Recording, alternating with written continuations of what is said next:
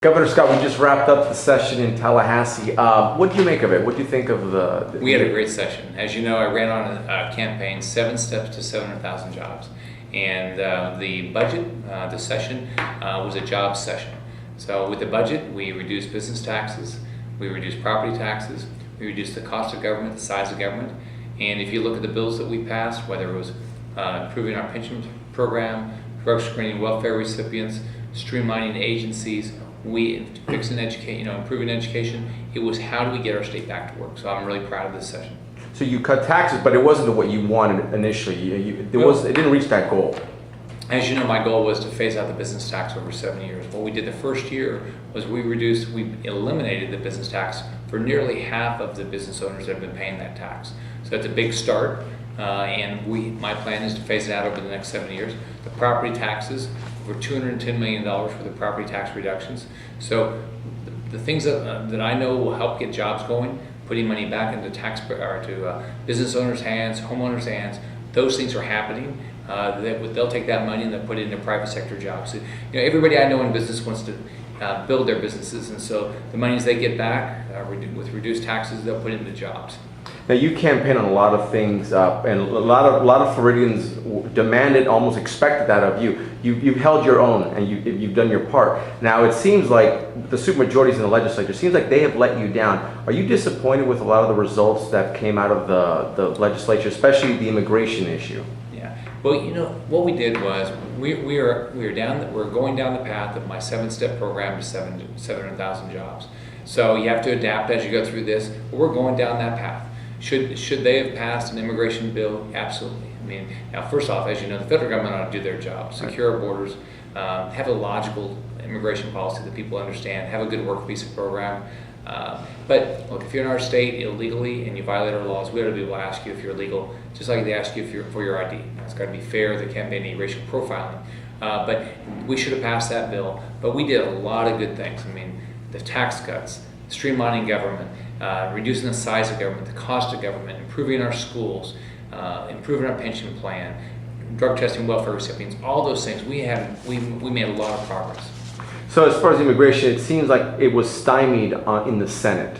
Now, is that you said? I'm sure you went on record just recently that you would actually look into that bill again, maybe amend it down the road. Sure.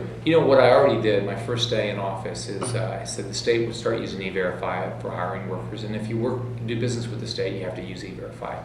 So we've made a lot of progress already.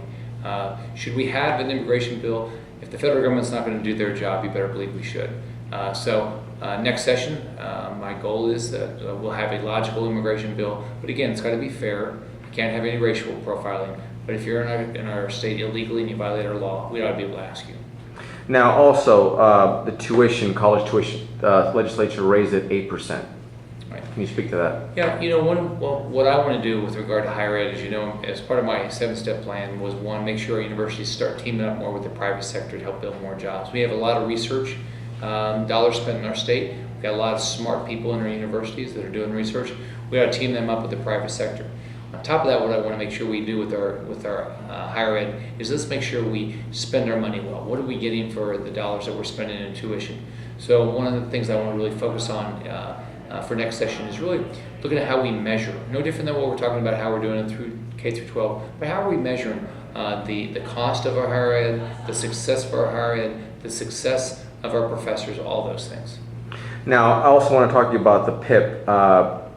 With the stage acts and scams against, and it seems like again it had a problem in the Senate. You think it's disappointing. One thing, the way I think about my job is I want to focus on the things that I can help make sure this is not an expensive place to live. If you think about the person that's making $35,000 a year, we've got to look at the things that really impact their cost of living. One of the things is auto insurance.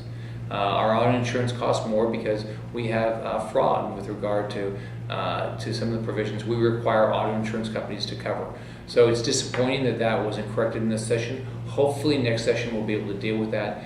But whether it's your auto insurance or whether your homeowner insurance, we've got to be very careful the provisions that we require insurance companies to do, which actually allows there to be fraud and causes everybody insurance to be more expensive.